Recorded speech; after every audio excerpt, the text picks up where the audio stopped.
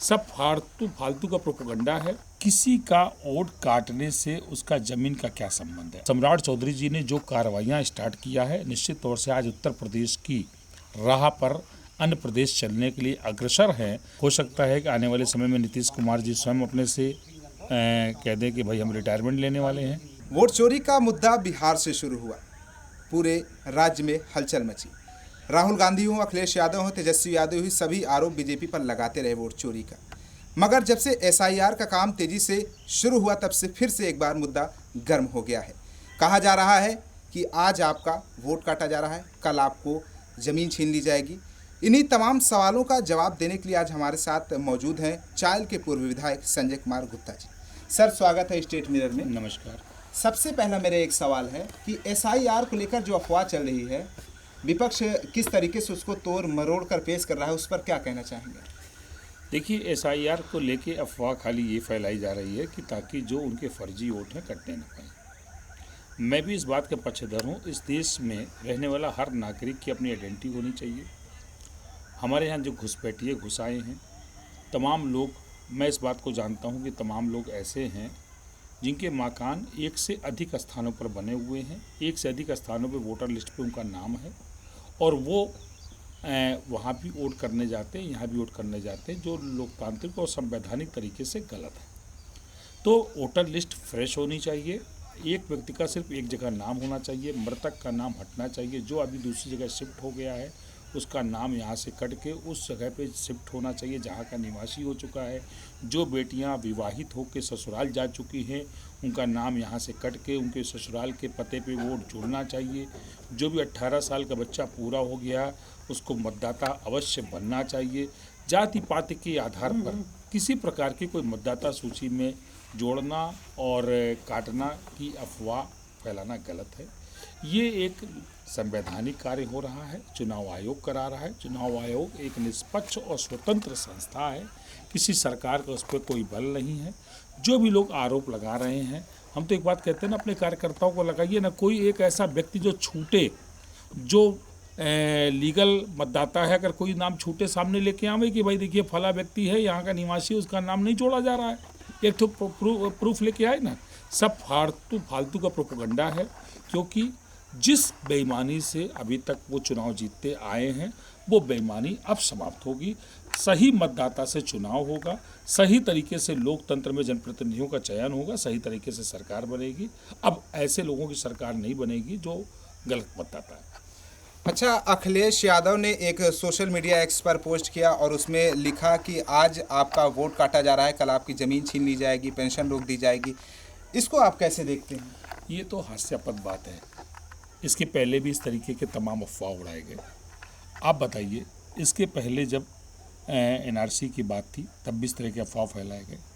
किसी का वोट काटने से उसका ज़मीन का क्या संबंध है। अगर कोई इस देश का नागरिक नहीं है, गलत तरीके से अगर यहाँ पे आ गया है, जिसको हम घुसपैठिया बोलते हैं, और अगर उसका वोट कटे और उसको यहाँ से अगर हटाया जाए तो ये तो देश हित में, राष्ट्र हित में फैसला है ना। इसको अगर इस तरीके की चर्चा अगर अखिलेश यादव जी करते हैं तो इससे अखिलेश यादव जी की मानसिकता पता चलती है और मेरे ख्याल से इस तरीके का बयान किसी को नहीं देना चाहिए।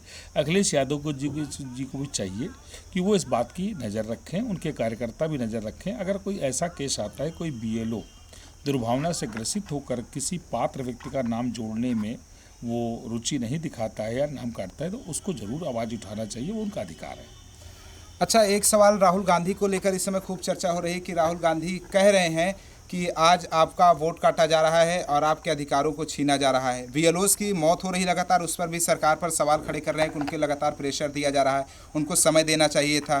तो एक तरह से भय का माहौल है। राहुल गांधी के इस बयान पर आप क्या कहेंगे? देखिए, राहुल गांधी जी के विषय में कहेंगे जैसे कोई खिलाड़ी कबड्डी करते हुए फील्ड में घुसे और मैच बीच में छोड़ के भाग जाए, उनकी भी स्थिति वही है।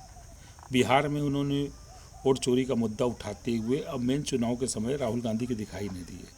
उनका काम है खाली आग लगाना, उनका काम है देश की भोली भाली जनता को गुमराह करना, लोगों को भड़काना।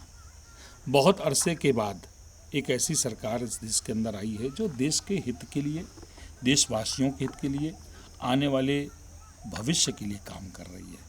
आप बताइए, इस देश का नागरिक कौन हो सकता है? जो इस देश का निवासी हो, वही तो नागरिक होगा ना। जो इस देश का निवासी नहीं, किसी तरीके से कहीं से घुसपैठ करके चला आया है, आज क्या वो तय करेगा सरकार कौन बनेगी? वो तय करेगा कि जनप्रतिनिधि कौन बनेगा? जिसका नाम वोटर लिस्ट में होना नहीं चाहिए, वो सबसे आगे जाके तय करेगा। राहुल गांधी जी की भी बयान की मैं निंदा करता हूँ और मैं विपक्ष से एक निवेदन करना चाहता हूँ, आप लोग इस SIR में सहयोग करिए। आप भी एक प्रहरी की बात खड़े होइए। कोई भी देशवासी, चाहे वो हिंदू हो, चाहे मुसलमान हो, किसी भी जाति का हो, चाहे बैकवर्ड हो, चाहे फॉरवर्ड हो, चाहे हमारा अनुसूचित समाज का कोई हमारा भाई हो, कोई भी व्यक्ति मतदाता बनने से वंचित नहीं होना चाहिए। सही मतदाता सूची बननी चाहिए, हर व्यक्ति मतदाता होना चाहिए, फर्जी नाम कटने चाहिए और सही तरीके से निष्पक्ष वोटर लिस्ट से निष्पक्ष चुनाव होना चाहिए। चलिए, आपने बिहार का जिक्र किया तो एक सवाल तो जरूर बनता है कि 20 साल बाद नीतीश कुमार के हाथ से गृह मंत्रालय गया है और सम्राट चौधरी जी के हाथ में गृह मंत्रालय गया है और आते ही उन्होंने कई एनकाउंटर करवा दिए और कहीं ना कहीं कहा जा रहा है कि योगी मॉडल बिहार में लागू हो रहा है। तो क्या नीतीश कुमार से जो क्राइम था वो नहीं कंट्रोल हो पा रहा था जो सम्राट चौधरी को देना पड़ा? देखिए, सम्राट चौधरी, आज हमारी ताकत, पहले हमारी हिस्सेदारी बिहार में कम थी, आज हमारी हिस्सेदारी बराबरी की नहीं अधिक की है। हमने मुख्यमंत्री के रूप में नीतीश कुमार जी का सम्मान बढ़ाया है, मगर मंत्रालय का बंटवारा एक कॉमन एजेंडे के तहत होता है जिसमें नीतीश कुमार जी की सहमति है, उनके पूरे दल की सहमति, समस्त दोनों दल के नेताओं की सहमति है। उसके तहत सम्राट चौधरी जी को गृह मंत्रालय मिला है। मैं स्वागत करता हूं इसका। और सम्राट चौधरी जी ने जो कार्रवाइयां स्टार्ट किया है, निश्चित तौर से आज उत्तर प्रदेश की राह पर अन्य प्रदेश चलने के लिए अग्रसर है। हमारा उत्तर प्रदेश एक मॉडल प्रदेश बन के पूरे देश में उभरा है। मैं अपने आप को गौरवान्वित महसूस करता हूं कि हमारी योगी सरकार की नकल हमारे पड़ोस के राज्य के लोग भी कर रहे हैं। ये एक अच्छा फैसला है। अगर आज गृह मंत्रालय नीतीश के हाथ से लेकर सम्राट चौधरी के हाथ में दे दिया गया है तो क्या आने वाले समय में बीजेपी जैसे बढ़त बनाई हुई है, क्या अपने दम पर सरकार बनाएगी और नीतीश कुमार को किनारा कर देगी? देखिए, नीतीश कुमार को किनारा करने की बात नहीं, हर व्यक्ति का एक अपना समय होता है। हो सकता है कि आने वाले समय में नीतीश कुमार जी स्वयं अपने से कह दें कि भाई हम रिटायरमेंट लेने वाले हैं। और फिर लोकतंत्र में तो आप जानते हैं ना, अगर विधायक पार्टी के ज़्यादा होंगे तो विधायक उसी हिसाब से हमारी सरकार होगी, मुख्यमंत्री भी अगला हमारा हो सकता है। आज गृह मंत्रालय मिला है, हमको अगली बार मुख्यमंत्री भी मिलेगा।